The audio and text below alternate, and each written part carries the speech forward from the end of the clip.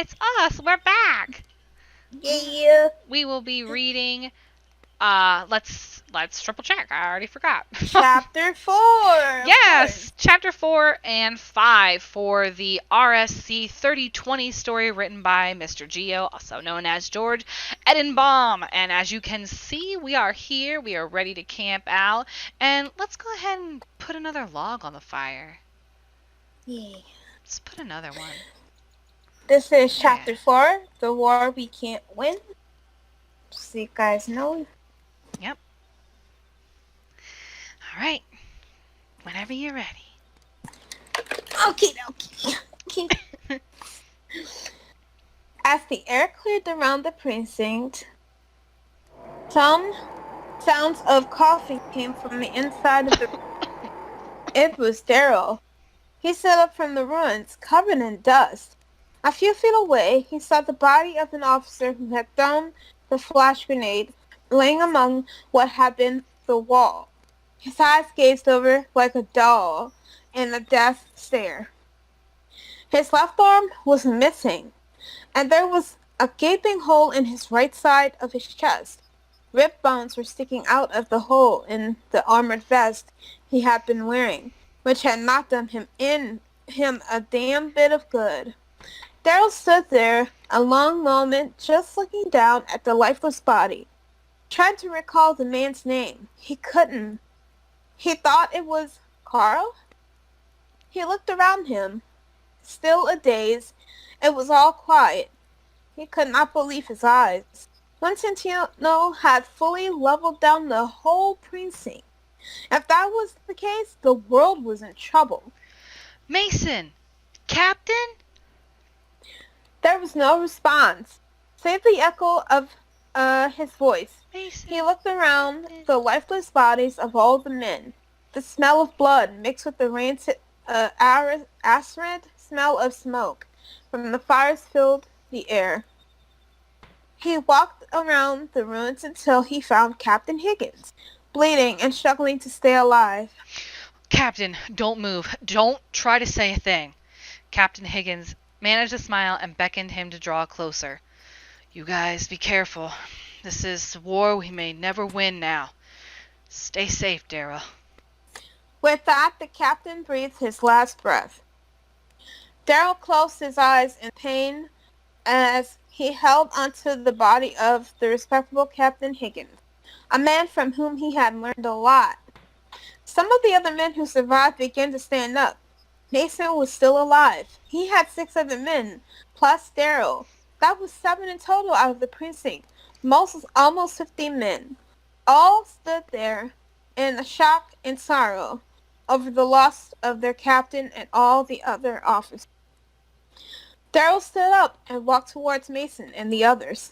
Thank fucking heavens you are alive, said Mason to Daryl.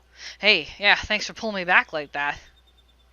Daryl just nodded his head as he put his hand on his friend's shoulder. We have to move now.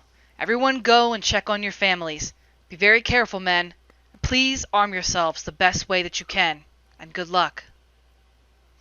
With that, all the men left the precinct and headed towards their homes. Daryl and Mason moved in the same direction. All the cars in the precinct had been destroyed, including his big, ugly, rolling rust bucket of a truck. Well, Sam may just be thankful for that, whispered Daryl. As they moved on foot, they tried calling their home, but it seemed all communication lines were down. Beep, beep, beep, beep. They hopped for the best as they continued on moving through a destroyed landscape left behind by the robots' attacks. Burning cars were everywhere, destroyed buildings, bodies riddled with bullets are torn apart and laying there. And sometimes it was an entire body, just part of one, such as a leg or hand, and at one point they came across just half of some woman's face lying on the street. Where the hell is the rest of her? Mason wondered as he stood there looking down at the half a face lying on the pavement, and just that one pale blue eye looking up at them as if accusing them of doing something. Daryl didn't answer, just sighed as he looked across the street at the smoldering remains of a deli and just shook his head.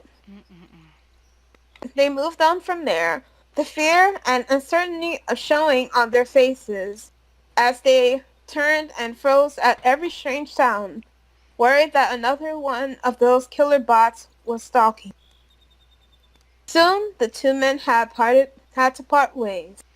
You stood put, Mason. Just get Maggie and wait for us. And please, do stay safe, said Daryl as he and Mason parted ways.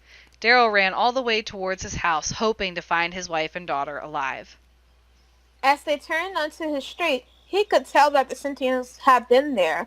Houses and cars were still ablaze, oily black clouds of smoke billowing into the sky, the obvious signs of a recent attack. He ran on towards his house and was shocked to see it was still in one piece. All the other houses around there were either smoldering ruins or partially standing, yet burning. Only his house was standing intact. He rushed through the black door and ran to the bathroom, where they found the hidden door to a small room beneath. In there was his wife and daughter, crying and sweating. There was so much relief in his heart when he saw them. He helped them out of the bunker and hugged them tightly. He had pre-installed it because times like this. It was obviously because of the inactivity within the house that it was left standing. The worst has happened. Those tanks have gone devilish, destroying everything they come across. The precinct was blown up by a sentinel. What about Uncle Mason? Cut in Nadia. He's fine, replied Daryl, and he's gone to check on Aunt Maggie. But we need to be fast. Get whatever little things you can pack. We leave in 5. With that, Sam and Nadia headed up to the stairs and packed a few things while Daryl stood watch. He got thinking for a minute. He didn't really know where they could go that would be safe, but he knew that he had to move his family out of there as soon as possible. Nadia was the first to get down. She had changed into some dim-colored clothing that was difficult to detect in dark. Daryl looked at her and smiled. Camp emergency procedures, right? Nadia nodded. Daryl looked at her. She was a pretty smart kid. I'm scared, Dad, said Nadia, as she ran towards her dad and hugged him tight. Don't worry, sweetheart. Daddy's here, said Daryl. He had never really seen Nadia scared before, and now that he saw it, he didn't like it.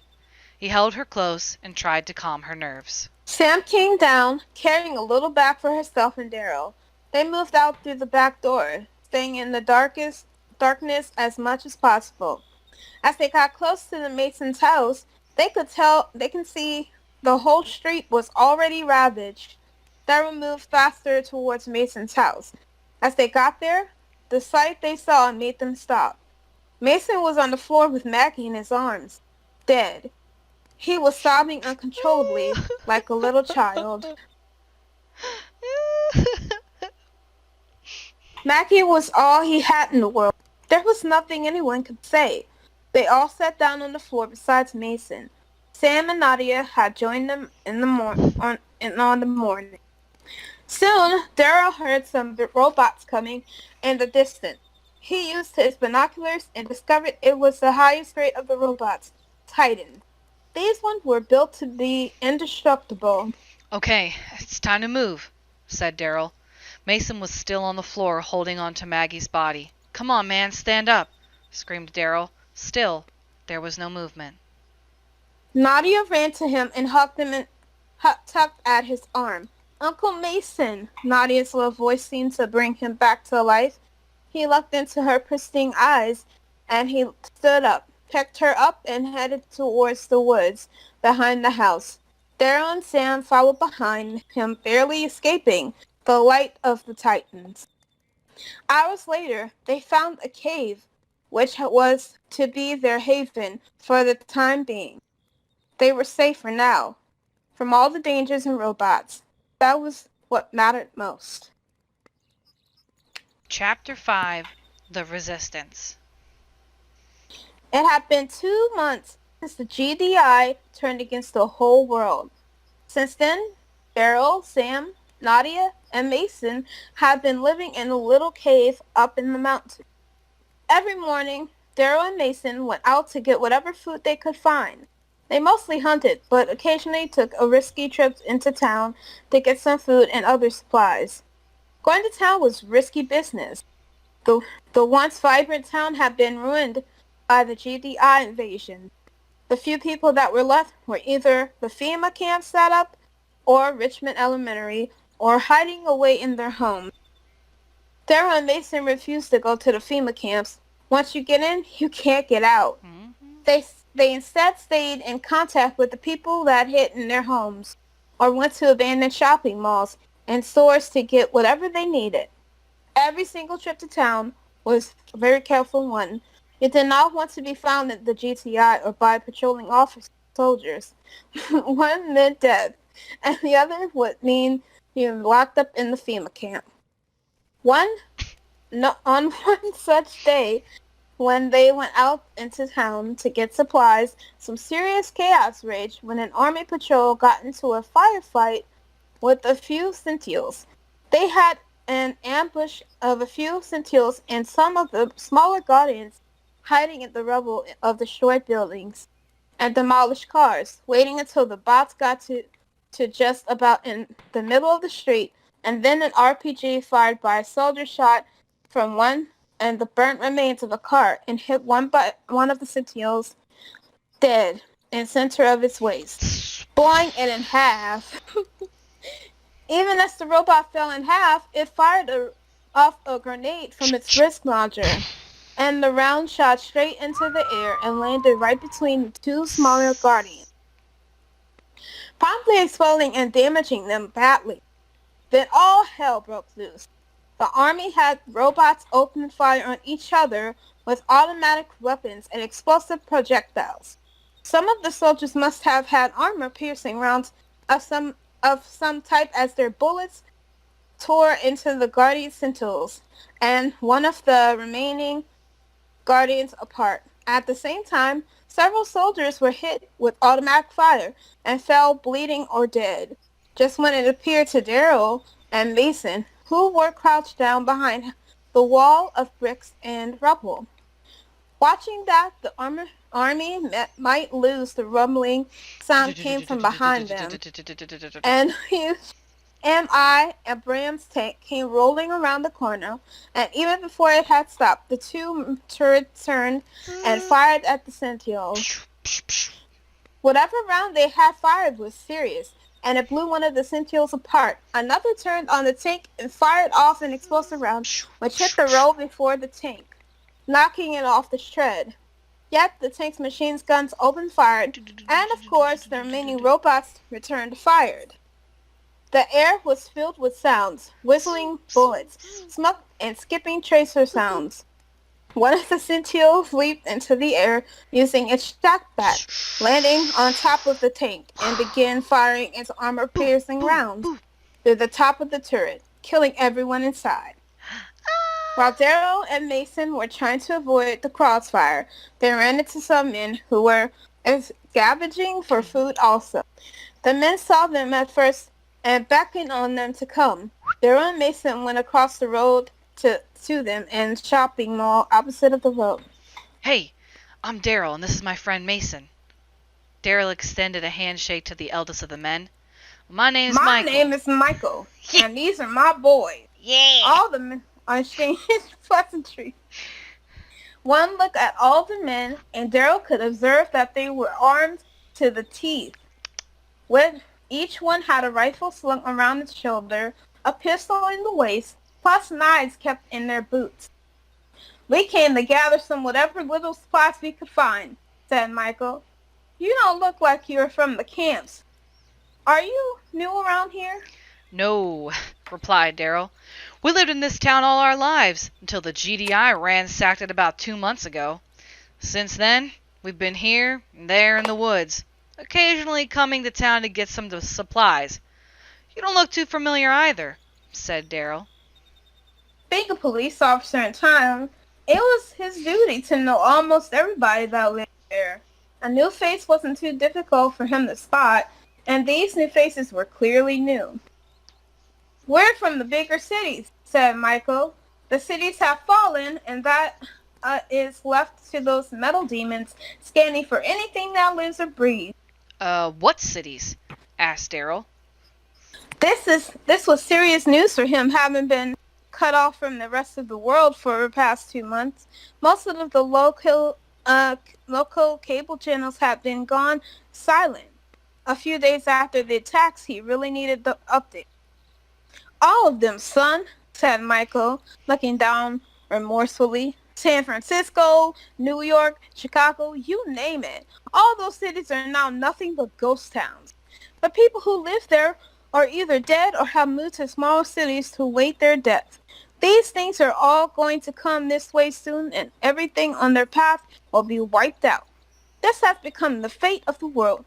You either die where you are, or you move away to die another day." Daryl and Mason was shocked to discover that all the big cities have been taken over in such a short time. "What about the FEMA camps?" asked Mason. Michael raised his hands up, and all of them in reply stopped working for a few minutes. Silence filled the room.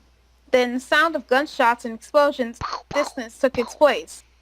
Daryl listened. He could hear the men screaming in fear and horror. "That's the FEMA camp for you," said Michael.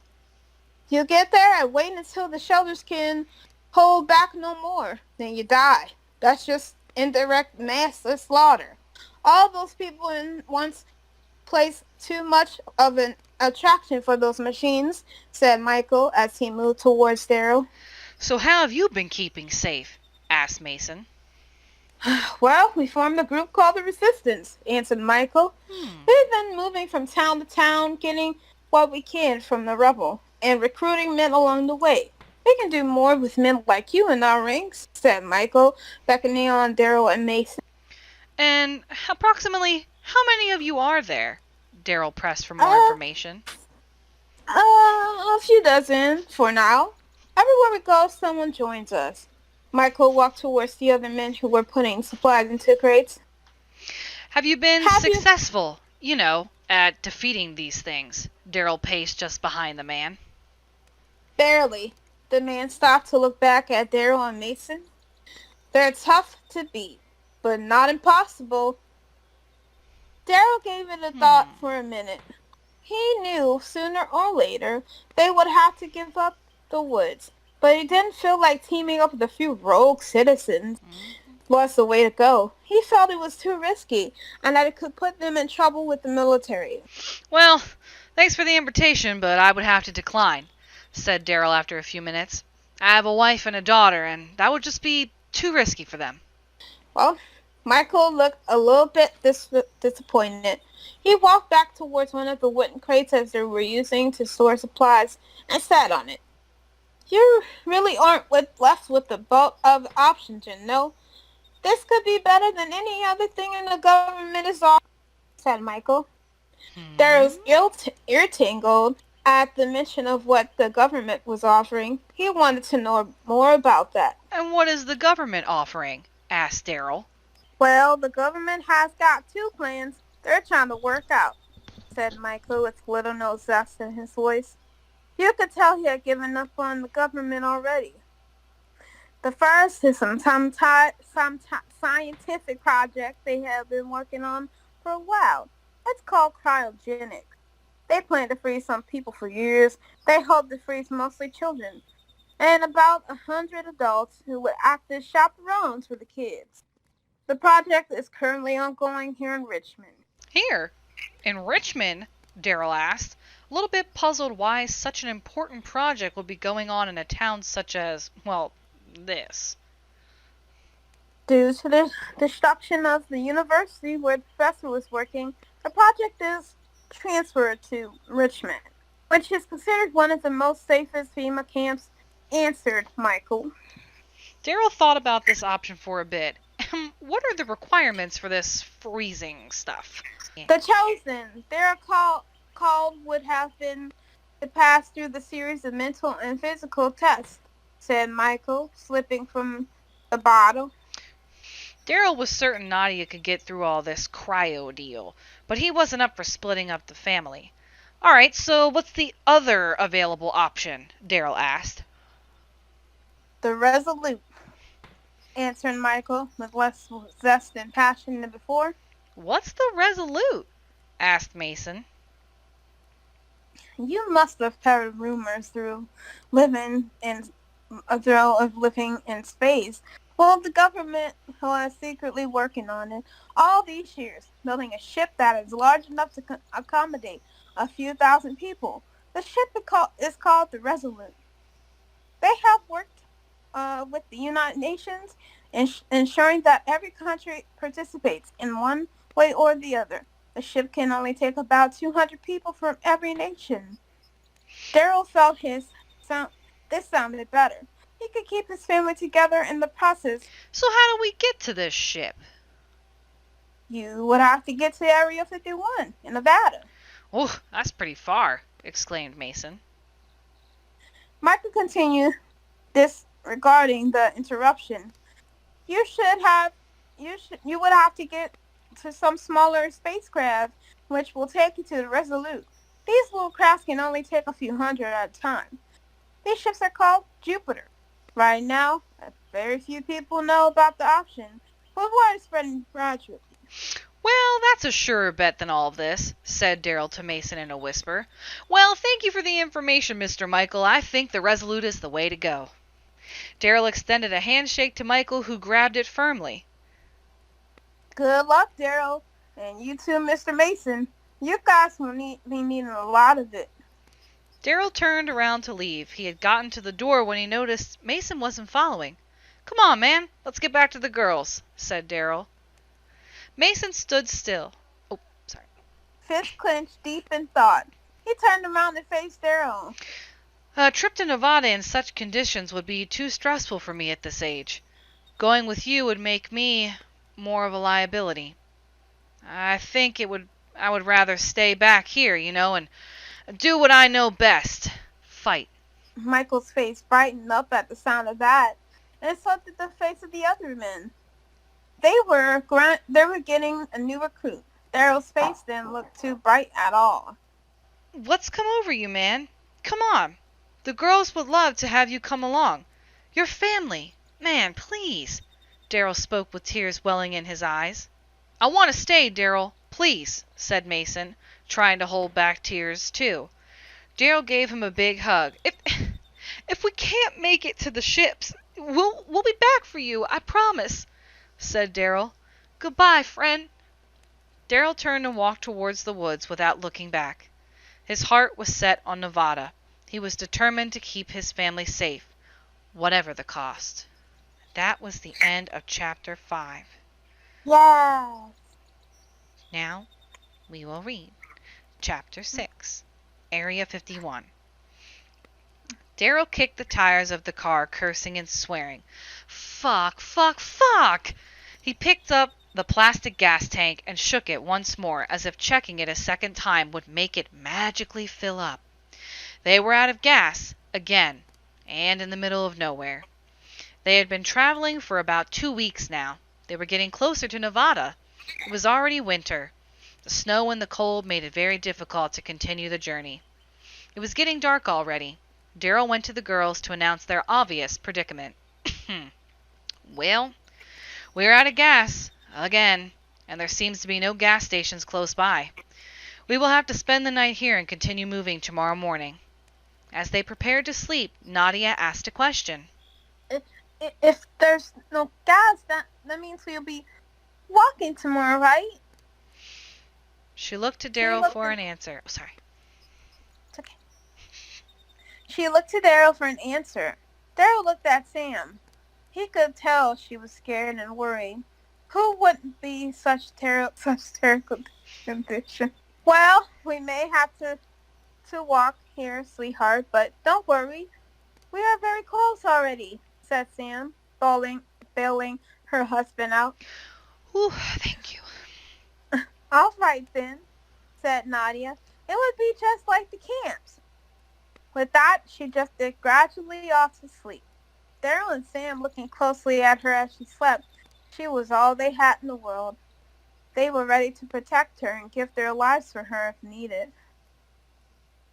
Sam closed her eyes and tried to find sleep. After a while, she reopened them and turned to Daryl. He had been staring at her all along. Do you think we'll be able to get on those ships? Very few people know about it. Besides, many are scared to take such a long journey. That explains why we met none of those devils along the way. There will be space for us. I'm certain of it, said Daryl, reassuring his wife. That seemed to fully satisfy her. In a few minutes, she closed her eyes and found sleep. Only Daryl was left hunting for sleep. After hours of wriggling and thinking and turning, Daryl was finally able to doze off. Deep inside, Samantha was filled with fear, not for herself, but for her child. Nadia was her only child. Daryl and Samantha had unsuccessfully tried to start a family for so long before having Nadia. Even while doctors would tell her she wouldn't be able to conceive, she never lost hope. Then one day, in a miracle defying anything, the doctors had said she was pregnant with Nadia. From the beginning, Nadia was her little sign of hope and her light that kept her going every day. She was a survivor, just as Nadia was. But it wasn't long before it was morning. Sam tapped Daryl to wake him. He opened his eyes. Oh, it's morning? Then we best get going. Daryl got down from the car. It was still freezing. He went to the trunk of the car to get some things that they would need. Sam woke Nadia up and helped her get ready. As she brushed Nadia's hair, she could feel the fear in her heart, but she had to stay strong for her daughter. She beamed a smile at Nadia, who was looking rather worried and unhappy. Don't worry, baby. We will get on one of those ships and all of their troubles will be long gone before you know it, said Sam, trying to cheer her daughter up. Nadia smiled a little. That was okay for Sam, who wasn't used to seeing her daughter on the low. As they got down to start moving, they saw some flashes of light in the distance. It's a car! Screamed Nadia excitedly. Daryl raised his hands up to flag down the car. He prayed with sobs. He didn't want his little girl disappointed. The car came to a gradual halt in front of them. Daryl went over to speak to the driver. To his utmost surprise, it was Bud. It was one of the men at Tranquil Lake. Hi, Officer Daryl, I believe. Yes, it's good to see you too, Bud, said Daryl in an excited tone. Bud looked out through the window and saw Sam and Nadia. Are they yours? He asked. Yes, this is my family, said Daryl. Then what are y'all waiting for? Come on, get on inside the car, said Bud. Nadia jumped all the way to the car while all the other adults laughed at her gestures. Sam and Daryl got in and soon they were on their way. I believe you're on your way to Area 51, am I right? Asked Bud. Yeah, we are, said Daryl, rather surprised. Well, I'm headed there too, said Bud, looking very optimistic. I would really love to be out in space, even if it's the last thing I do. Daryl looked back at Sam. He just hoped that what he was thinking wasn't true. They had to wait to get to Nevada first. As they drove on, they talked about a lot of things that had befallen them since the GDI attacks. About after an hour or two, Sam and Nadia were asleep. Bud looked back at them. I bet it's been so long since you've seen them sleep so peacefully, he said. True, said Daryl. I just hope this Nevada plan works out, you know. We all hope it does, said Bud as he kept on driving. Suddenly, they heard choppers overhead. I think we're here, Bud said, a little excited. You wake up the girls. We're already up, said Sam. No one can sleep through that. Bud smiled and drove on. As they got closer to the gates, Daryl's eyes popped at what he saw. There were so many people at the gate trying to get inside. The gates were being guarded by the band of soldiers who were screaming out orders and shouting at the people to step away. Oh my God! Sam exclaimed. "There is no way we're getting past that crowd." Daryl got out of the car and climbed on top of it. He wanted to see what was going inside the base. He saw that the Jupiters were being boarded. He could see people going in were well dressed, like they were not experiencing the hardship and harshness everyone else was going through. Bud was Bud overwhelmed. was overwhelmed. "I thought nobody knew about this project," he muttered. "I thought the same too," said Daryl. "We need to find out what's going on." Daryl got down from the car and walked towards the crowd. He tapped a man on the shoulder who turned around looking very hopeless. "Unless you are rich, powerful, or you are important, you are not getting in one of these ships," the man lamented as he glanced at the rest of the crowd. "They're leaving us here to die," he said. Daryl held Nadia and Samantha. He couldn't believe they had made the long trip for nothing. Daryl peeped through the gates and saw a figure walking towards Jupiter, guarded by a group of soldiers, a man he recognized, and he was sure many there did too. He was a heavy-set man with a tan skin that had a glow of orange. His blond hair was light, short, and waved in the breeze. It was the president. Just before he boarded the ship, he turned and waved at the crowd, shouting, Everything is perfect and getting better. We're doing a great job working on this whole thing and doing really good things. You'll see. Really good things. Don't listen to the fake news. There is no virus or killer robots. This whole thing was made up by a few stoner writers and some special effects guys. Horrible people. Burnouts. Very sad. They probably write weird stuff and make weird video games. Don't believe them. We're going to be doing really wonderful things really soon. With that, he waved one last time at the crowd, most of whom were shouting obscene words and names at him and his wife, and then boarded one of the ships. The President Jupiter was the first to take off. As it rose into the air, the crowd fell silent, watching as it ascended and the glowing streak came out shooting towards it like a laser bolt, striking it in the side, and a mushroom-like ball of flame blossomed out from the opposite side of the ship. A moment later, the upper half of the ship exploded off and went spinning sideways like a flaming disc. At the same time, another missile came rocketing toward the ship, even as it fell in flaming wreckage from the sky, and struck it dead center, exploding it in half. The sound was thunderous, and flaming debris fell to the ground. The sound was thunderous as flaming debris fell to the ground, some landing on the military vehicles near the launch pads. The largest chunk of what had been the ship came crashing down right on top of it.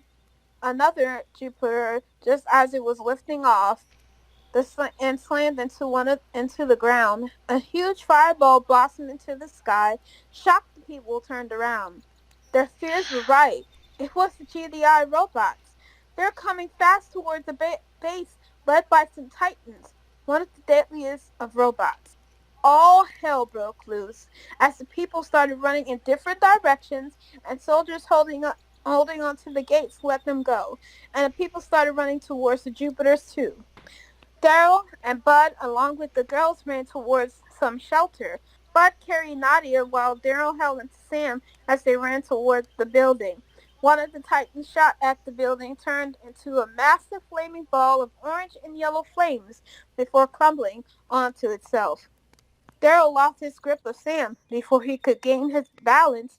Another explosion rocked the building, taking everyone and everything down with it. The blast hit him like a massive invisible